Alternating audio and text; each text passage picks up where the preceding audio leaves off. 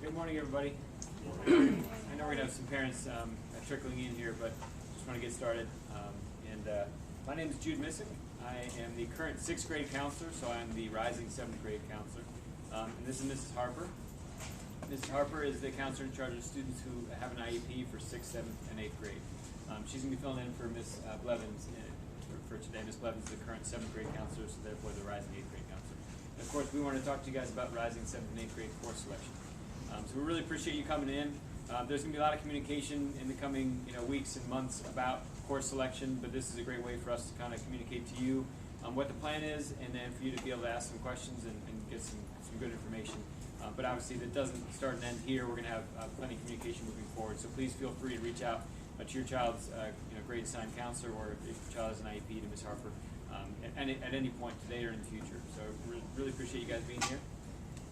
There's a lot of information to share. A lot of it is just going to be up here and pretty self-explanatory, but I'll kind of read through it and again kind of maybe throw in some extra information and answer questions. But teacher recommendations. So we asked the teachers to recommend students that they currently have for what they should take next year for various subjects. For all grade levels, they're going to be loaded into Phoenix, which is kind of our version, our end of Parent View. We put in grades and any course teacher recommendations into Phoenix by January 17th, so coming up pretty soon. And so that's going to be viewable by parents and students very soon. So to view your child's teacher recommendations, you can go into Parent View after the 17th, and then click on the course request tab on the left. Again, if you have questions about that, contact somebody here at the school, and we'll help you through it. But you should see the following course selection recommendations. So for English, history, and science, they're all going to be listed as honors. We put everybody in the designation for honors, and there's no kind of difference between any different levels. Your son or daughter will be in honors level. And then the math, it kind of follows the progression. So wherever your child is currently for math, they'll go on to that next level after that, and I'll talk more about details for that. Any current 7th grade student currently taking a world language, we'll see a world language recommendation there as well. And sometimes that world language recommendation might be to repeat that same year that they have, or same level that they have, depending on how they're doing right now. As it says at the bottom, for PE, Tech Ed, Facts, Resources, Spectrum, we're going to mass add that later by the counselors. And then for students receiving special education services, all courses will be determined by the IEP team. So the rising 7th grade, so the current 6th graders, so the rising 7th graders, the timeline. So on the 17th, the students will be able to enter their elective selections in the student view. They don't have many options for electives. There's, mostly it's the core classes, and then you have your health PE, and then, there's a couple of spots for them to pick some electives. But there are mostly, the courses are kind of already picked for them. And then students will select electives only at that time. So core classes, like I just said, math, English, science, and history are going to be recommendations by the teachers, and required electives, PE, Tech Ed, and Facts, will all be preloaded. All students in 7th grade take English, math, science, history, and PE, and then they have Tech Ed and Facts, which is kind of split. And then they're all going to be assigned and loaded, so those are already decided for them. And then parents and students will have until February 14th to make changes, only to the students' elective choices via the student view and parent view. If you would like to discuss a level change for math, definitely contact your parents, your child's teacher first. That's kind of the first step to inquire why they might have recommended a certain level. Whether you think they should be in higher or lower, or just kind of have a question about the recommendation in general, certainly contact that teacher. Of course, we as counselors always like to hear from parents, so please reach out to us. But if you contact us first about that, we're going to lead you right to the teacher, because they obviously know your child's math abilities better than we might. And then after you contact the teacher, we can then have a meeting or a discussion over the phone or email exchange, however you want to do it, about that math placement in the future.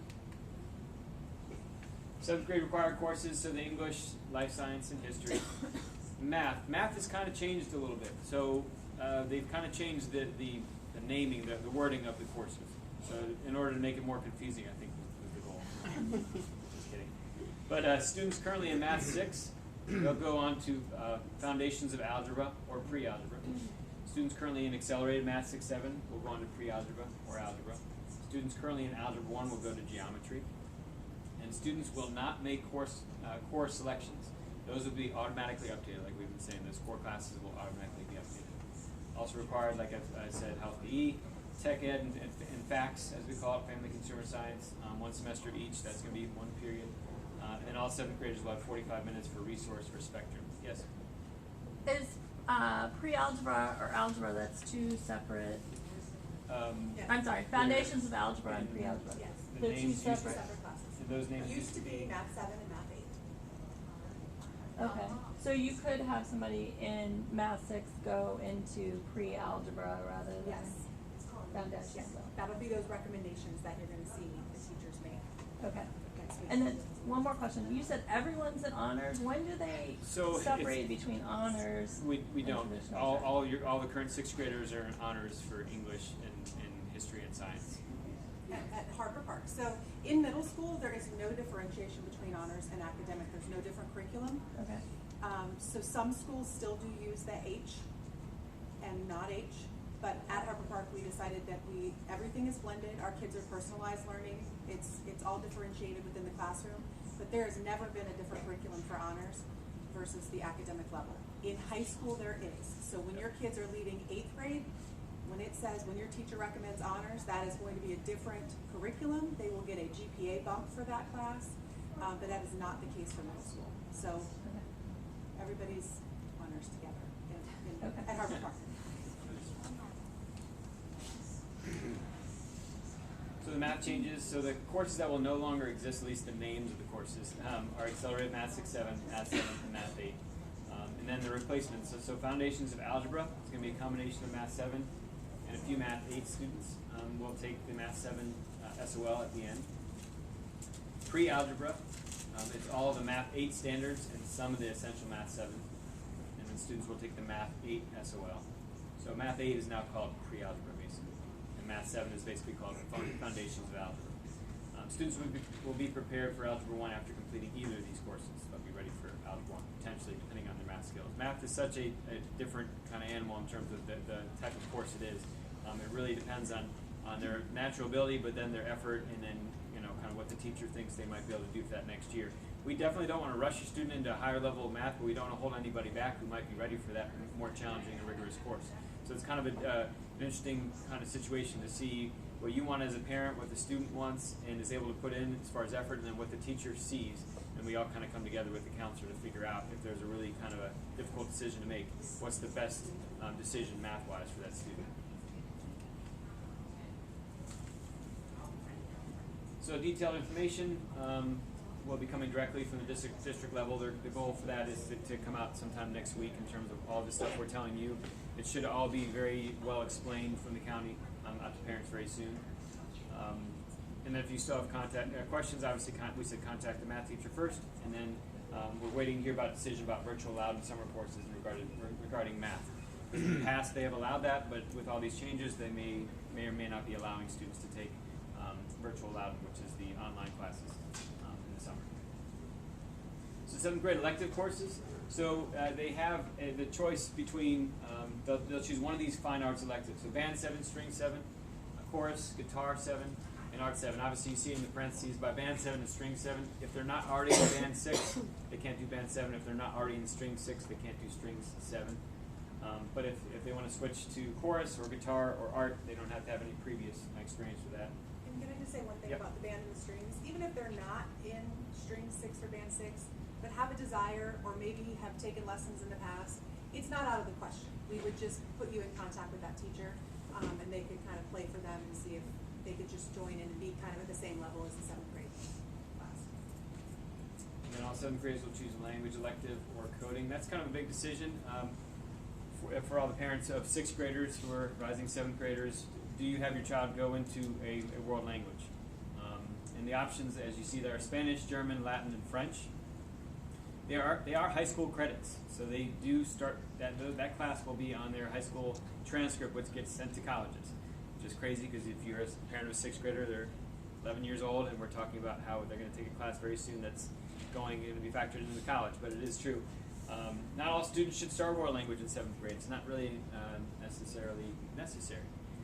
But it is the only way to reach AP level by senior year, unless some courses are taken. So, because you in high school, it's the first year, second, third, fourth, and fifth, and then AP is the 6th year of that. So it's in order to get there, you got to kind of bring it back down to they have to start in 7th grade. Again, there can be a situation where they might take a summer course to get ahead, to catch up, but usually you have to then start by 7th grade. Not that that really needs to inform your decision here. If your child is maybe not ready to handle the rigors of the challenge of a world language, not a big deal to not start them right now, and to wait till 8th grade. So for the Advanced Studies Diploma, which most students will be working towards, the minimum requirements is 3 years of one world language or 2 years each of 2 different languages. So Spanish 1, 2, and 3, or German 1 and 2, and then French 1 and 2. Students who start their world language in 7th grade and stay with the same language will have the opportunity to take AP level during their senior year. Some upper levels are offered as dual enrollment. If you guys have questions about dual enrollment versus AP, I can explain that to you guys later. But that's for down the road. So in the past, online summer courses were available, but only for rising 9th graders and high school students. So this may allow students to advance to the AP level. But those are pending, as we talked about. It's always kind of at the end of every year they reassess what they're going to offer online or not. World language in levels 4 and 5 are honors, so they receive a 0.5 bump in their GPA. And I think we talked about it in a second, or maybe we don't. The expungement, do we have that later? I can't remember. So we'll talk about the expungement in a second. So if they take a world language course, there is a way to get that course wiped out if it doesn't go very well, and then they can retake it the next year. So kind of like Only in middle school. Yeah, but only, and we'll talk about that, only in middle school. Once you take a class in high school, by the way, that class is there. It's going to always be there once they finish that class. That grade cannot be wiped out in any way. So there's coding at the middle school, so they're going to call it CAMS. Limited space in the class. If your student enjoys technology and math, they can replace their language elective with this coding course. So let's say your child is not necessarily ready for their world language class in 7th grade, but they're interested in the coding. They can take that. There is limited space, so rosters are created by selecting the interested students from a lottery, kind of random lottery until seats are filled. There's a description here, and there'll be more description on the program of studies, which should be released soon, right? Next week. The program of studies, which lists all the courses available to middle school and high school students. We'll have CAMS in there, coding.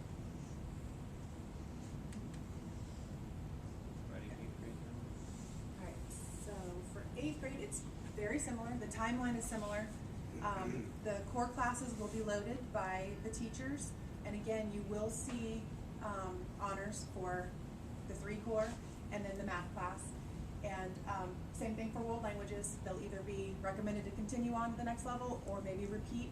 If you get a recommendation, if your child gets a recommendation to repeat a course, such as Algebra or Spanish 1, and you have not heard from that teacher, please contact that teacher. They should have already had a conversation with you before you see that in Parent View. That would be the right thing to do. But if you have not, then please do either contact the counselor or the teacher, because that's a really important conversation to have. 7th graders currently, right now, through FACS classes, if they take FACS, are generating an academic and career plan, which is something the state requires us to do starting in 7th grade, where basically we look at what are you taking this year, what's going to happen in 8th grade, and then we go into 9th grade too, just to give them an idea of start thinking about it. It's not set in stone. We have conversations about honors. We have conversations about different electives. We look at what their career aspiration might be at this moment, and if you stick with that, what classes might you want to take in high school. So it's just conversations. If they aren't in FACS right now, but they're going to be in FACS next semester, they'll do it next semester. And we do have some kids that aren't taking FACS at all, and I brought them in from Resource into the FACS room, so we did it with them too. You will see those either electronically or in paper form. We're trying to get it to be electronic, so we don't have to kill a lot of trees, but we are not quite there yet. So you'll get that form. You'll be able to see what your children filled out and be able to talk to them about that. You will have until February 14th, just like current 6th grade parents, to view and change those electives with your child. And it's super simple, and we will send the step-by-step directions on how to do that. Again, if you want to discuss a level change or you don't understand the recommendation, you contact that teacher.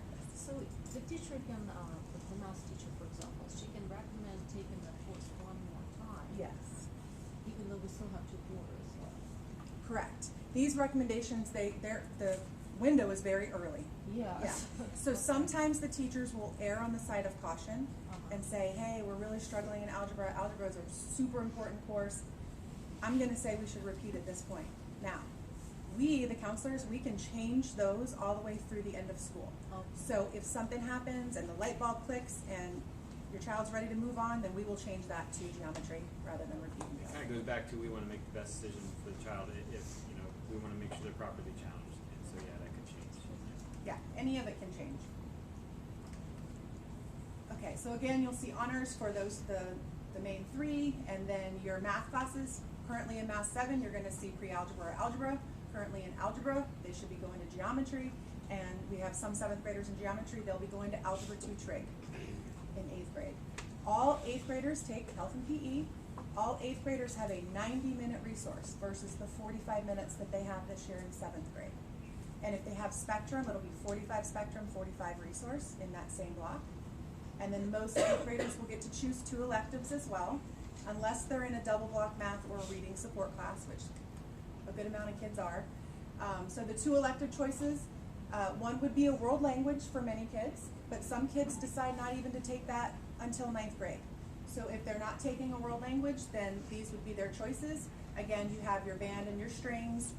It is a level 2 guitar class, so it behooves them to have been in Guitar 7, or at least the 6th grade music lab, because that's mainly a guitar class now too. Chorus is open to anyone. Art, family and consumer sciences, technology education, robotics, and exploratory dramatics. And I'll explain a little more about those. Those are fairly new to the county. Same thing, same languages in 7th are offered in 8th, but level 2 is obviously available if they took level 1. Again, they're high school credits. Yes. Is there a number of languages that they have to take to graduate? Yeah, so for that advanced studies diploma, it was on a couple slides ago, 3 levels of the same language or 2 levels of 2 different languages. But you can graduate without any world languages. 'Cause At all. There's still a If you have standard diploma. standard diploma. Okay, Offered. got it. You know, most colleges expect to see the 3 years of a language or 2 each of 2 different ones, but there are some colleges who accept students without languages, but yes, you can graduate without any. And for the colleges that are looking for the languages, a lot of colleges now require kids to do a language in college, a basic level world language class. So if your child is doing well and likes it, it does behoove them to kind of go as far up as they can, because a lot of times they will then not have to take that freshman college language. And I will say colleges also would like to see as many years of the world language taken in high school versus middle school as possible. So if your child takes it in 7th and 8th and then finishes in 9th grade and they get to 3 and they're done, that's fine. But there are some colleges that might be a tiebreaker between them and another student because they haven't taken as many of those years in high school and haven't gone maybe as high up. That level 4, 5, and AP obviously really impresses colleges because it's really challenging to take those higher levels. I've spoken to someone and they said that colleges like to see 3 and 3 or at least 4 years of the language. Is that true? Depends on the college. I used to be a high school counselor, and so I talk to colleges a lot. And you know, some might be looking for that, but for the most part, they're gonna want at least 3. But if you can go to 4, 5, like every year higher than 3, higher than the minimum requirement, just makes them a more qualified candidate. 3 and 1, 3 and another is fine, but they'd rather see you go to 4 and 5 and 1 because they know level 4 and 5 is harder than 1, 2, or 3 in each of those. It also depends on what your child's applying for. So if they're applying to MIT and they want to go into aerospace engineering, they're going to want to see math analysis and all of the dual enrollment science courses versus going through AP language. It's really just kind of varies per kid. Are the high schools offering, they used to offer more languages than the 4 that were listed? American Sign Language is offered, Russian, right? and some of the high schools offer Russian. Heritage used to, I don't know if they still do at this point. They used to offer Arabic at one time. Is that I do not, I have not seen that in a few Okay. years. Yeah.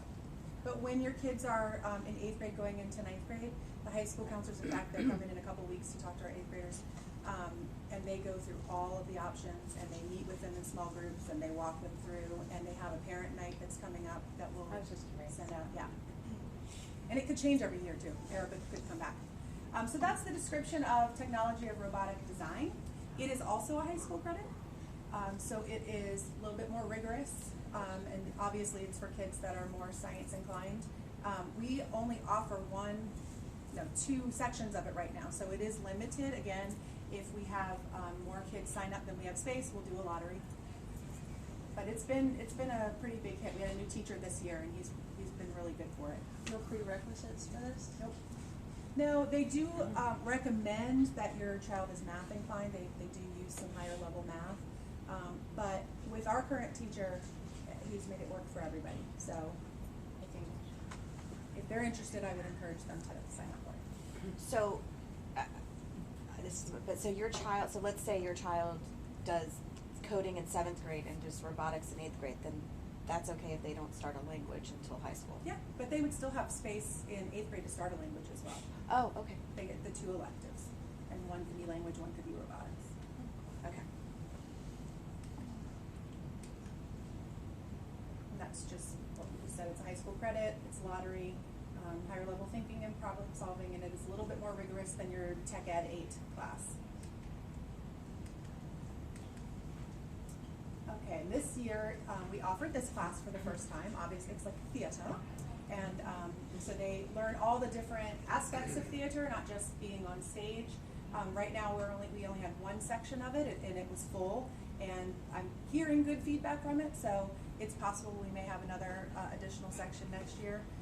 But again, that would be a lottery if your kids sign up, and we have too many kids sign up for it. We'll have to do random. Is this how so many of the students from this school performed at Heritage? Yes, they were all In part that of the play? Heritage Way. Yeah. Yep. So again, just to recap, your high school credit courses in middle school are robotics, Algebra 1, Geometry, Algebra 2 Trig, and all the world languages. So those grades go on their transcript, the credit goes on their transcript. They are rigorous. They do require your child to study outside of school for the most part. I mean, some kids can breeze through stuff, but it's not, it is a little bit harder than a regular middle school class. Just a reminder of GPA, grade point average. Because of the bumps for honors and AP classes, now 4.0 is not the highest you can get. You have kids that have above 5.0s in high school. Every honors class in high school gets a 0.5 weight on their GPA, and every AP class is a 1.0 weight, so it's a full extra weight into their GPA. AP is advanced placement, for those of you that don't know, and all that means is at the end of an AP course, they are very, very rigorous. You take an AP exam, and if you score a certain number, many colleges will accept that class for credit. So some kids are graduating high school and not having to take a full load their freshman year, so kind of saving money. But they're hard. They're very difficult, and it's not absolutely necessary. There's just a snapshot of that advanced studies diploma. They did change these requirements 2 years ago. All this means, so the SOL verified credits, your kid's gonna take 5 SOLs, needs to pass 5 SOLs in high school associated with those classes. So they have to pass 2 English SOLs, 1 social studies, 1 math, 1 science, and that's it for the SOLs. They're gonna take 11. They could possibly take 11. Most are gonna take 10 or 11 in high school career. It used to be 9 for your advanced studies. Now you only have to pass 5. So. Yep, and then you'll see you've got your 4, every year you're gonna take your core classes, and then there's your language, your 3 years of one or 2 years of 2 different. They take health and PE 9th grade and 10th grade, and in 10th grade that's when they incorporate driver's ed. And then they have to take certain electives. Everyone is required to take economics and personal finance. A lot of kids do that virtually. It is offered virtually, and it's a good one to do virtually. And then they have those 3 elective credits that are various electives. That could be your theater, your art classes, your journalism classes, things like that. And then for that standard diploma that we were talking about, it is similar, except the world language requirement is not there. And I think there's only 4 SOLs required. But that changes every year too, which is why I don't have a picture of the standard, because I'm hearing inklings that they're adjusting that for this year as well, or for next year when our kids go to 9th grade. So here's the expunging. Any high school credit taken in middle school can be expunged, which means wiped away, erased, never to be heard from again. You have to fill out a form. You will get a form with your child's fourth quarter report card this year. Everyone will get one, even if your kid didn't take a high school credit. And you'll fill it out, and you submit it to us if your child is going into 7th or 8th grade, but if your child was going into 9th grade, you submit it directly to the high school by August 15th. It's a hard deadline, especially for the kids going into high school. That means that that credit will not be on your child's transcript, so they don't have credit for it, so they'd have to retake it. It also means that the grade is gone, so it will not affect their GPA in any way. When you get to high school, that is not an option, ever. Once they step foot as a 9th grader, nothing can be expunged. So, just what you should know now, next Friday, you will see those recommendations live in Parent View. You will be able to manipulate those electives with your child. We will send home those step-by-step instructions. Everything that we talked about today will be posted. There's a little how-to video that the county has made. I'm going to try to cut it up a little because it's got a lot of fluff for high school parents that we don't need to worry about. So hopefully we'll have a little video for you. And you will have the option to make those changes until February 14th. So call your counselors, call your teachers, ask questions. We are more than willing to have discussions with you, especially about this new math stuff. It's all new. It just got confirmed like 2 days ago for us to be able to put it in this PowerPoint. So our math teachers were informed by our math department chair, who was informed obviously by the district level, of the parameters of these recommendations. So there is going to be an actual process of looking at MAP scores, winter MAP scores. Your kids took the MAP in December. If they didn't, then they will look at past SOL scores or other standardized scores. And there are specific ranges of scores for kids to be recommended for which course. And I didn't put that up here yet because we're waiting for the district to send that to you guys, because it's coming from that level.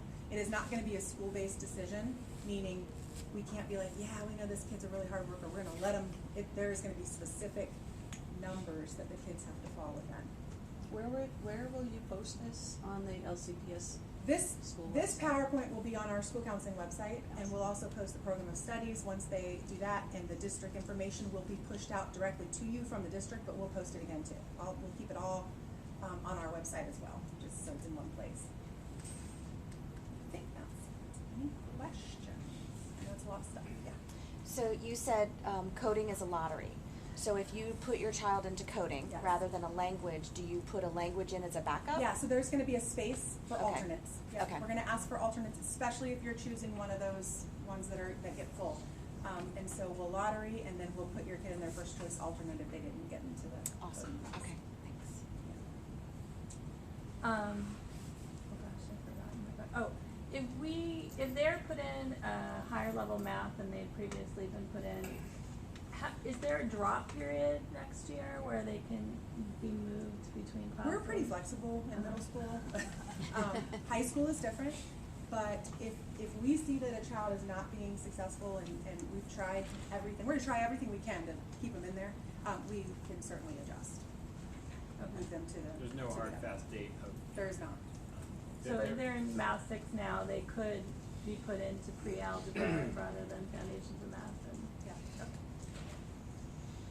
And to throw a tiny little curveball, I don't want to get into the weeds on it, but if we have Math 6 students who are in that small range of the MAP score, and I don't know the range, that's why I'm not saying the range, they will be offered the opportunity to take a Math 8 simulation, SOL simulation, and if they score a certain number on that, they will be placed directly into algebra.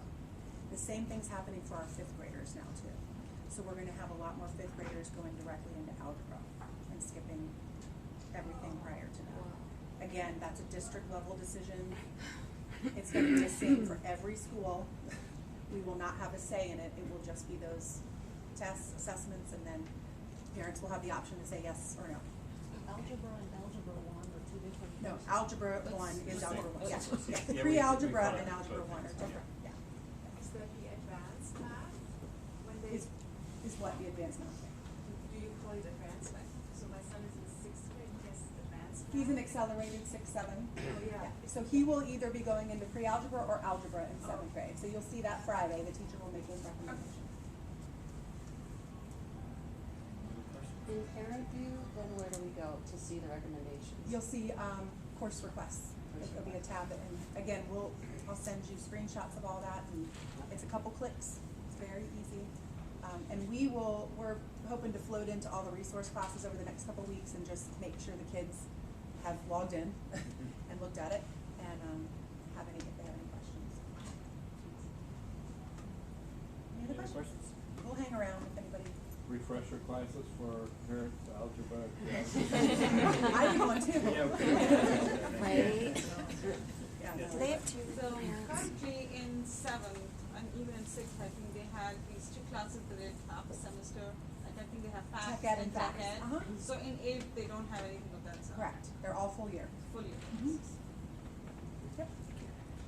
Thank you. Help yourself to coffee on the way out. Thank you. I think I was, the select videos that were referenced, is that the language thing, like, oh, we gotta choose now.